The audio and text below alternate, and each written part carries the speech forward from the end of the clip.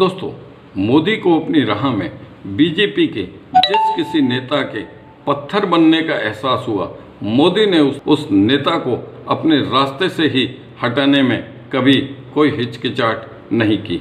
ऐसे नेताओं को निशाने पर लेने में न तो उम्र का लिहाज किया और न ही दो आंखों की शर्म और पार्टी में उनकी पोजीशन का लिहाज किया। पिछले कुछ अरसे अपनी ही पार्टी के नेता नितिन गडकरी, वसुंधरा राजे, शिवराज सिंह मामा, राजनाथ सिंह, वरुण गांधी, मेनका गांधी मोदी के निशाने पर ही रहे हैं, क्योंकि इनसे मोदी को कभी न कभी चुनौती मिलने का खतरा सताता रहा है। वैसे आपको बता दें कि जिससे दोस्ती निभानी होती है, मोदी कायदे कानून ताक में रखकर भी उससे दोस्ती निभाने से नहीं चूकते। ब्रजभूषण सिंह, अजय मिश्रा टेनी और उनके मित्र गौतम अडानी इसके ताज़ा उदाहरण है। और जिससे दुश्मनी निकालनी होती है, उससे दुश्मनी निकालने में भी कोई हिचकिचाहट नहीं करते। हालांकि दुश्मनी वे ऐसे नेताओं से ही निकालते हैं जिनसे उन्हें चुनौती मिलने का भीतरी डर सता रहता हो। दोस्तों, यहाँ बीच में आपसे आग्रह है कि यदि आपने हमारे चैनल को अभी तक सब्सक्राइब नहीं किया है तो कृपया अभी ही कर लें, इससे हमें संबल मिलेगा।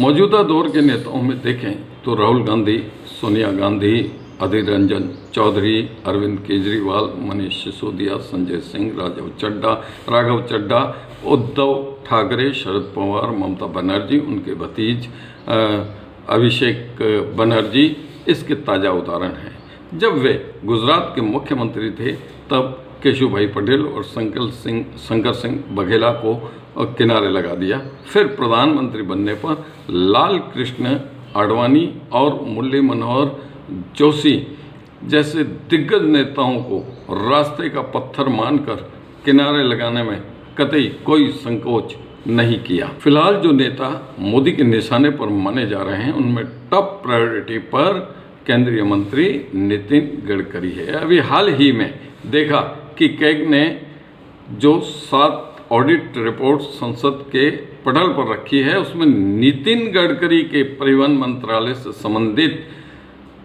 रिपोर्ट में करोड़ों रुपए के घोटाले का जिक्र किया गया है। राजनीतिक पंडितों के मुताबिक तो यह रिपोर्ट नितिन गडकरी का टिकट काटने में अहम भूमिका निभा सकती है। आप जानते हैं कि सॉफ्ट हिंदुत्व के रास्ते पर चलने वाले नितिन गडकरी फिलहाल आरएसएस की गुड बुक में माने जाते हैं।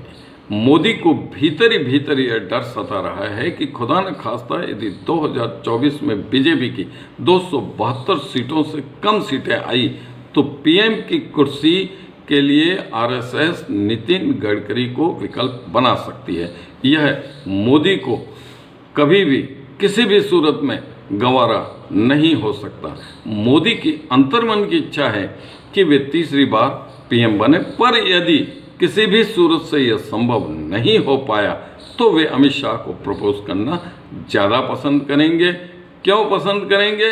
क्योंकि यदि अमित शाह होंगे तो मोदी के हितों को बेहतर तरीके से समझ सकेंगे और उनके हितों की रक्षा के लिए जी जान लगाने में भी पीछे नहीं हटेंगे। वैसे मोदी को भी यह पता है कि यदि 2024 में बीजेपी हार गई और विपक्ष की सरकार बन गई तो एकमात्र गडकरी ही ऐसे नेता हैं जो विपक्ष की सरकार के सामने उनके कार्यकाल के कार्यों की पोल खोलकर मोदी और शाह को अप्रत्यक्ष रूप से फंसवा सकते हैं। और एक बार फंसने का मतलब क्या होता है यह आप अच्छी तरह समझ सकते हैं। वैसे नितिन गडकरी का स्वभाव ऐसा लगता नहीं है, पर यदि मोदी जी के दिमाग में ऐसा कीड़ा कुलबुला गया है तो उसका कुछ नहीं किया जा सकता।